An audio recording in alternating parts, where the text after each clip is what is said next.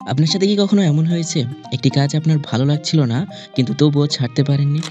হয়তো একটা বই যেটা পড়া শুরু করেছিলেন কিন্তু পড়ে মজা পাচ্ছিলেন না।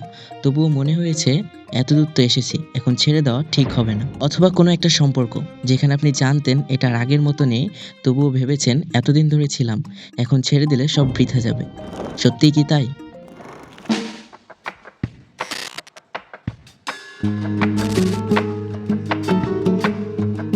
১৯৫৬ সালে হ্যারল্ড জেড হেলেন্স এবং জ্যাক হজ গবেষণা করে দেখলেন মানুষ প্রায়ই এরকম ভুল সিদ্ধান্ত নেয়। এরপর ১৯৮০ সালে রিচার্ড টালার এটিকে আরও বিস্তারিত ব্যাখ্যা করেন এবং বলেন মানুষ ভবিষ্যতের লাভ বা ক্ষতির চেয়ে অতীতের ব্যয়কে বেশি গুরুত্ব দেয় এবং এটাকে বলে সাঙ্ক কস্ট ফ্যালাসি।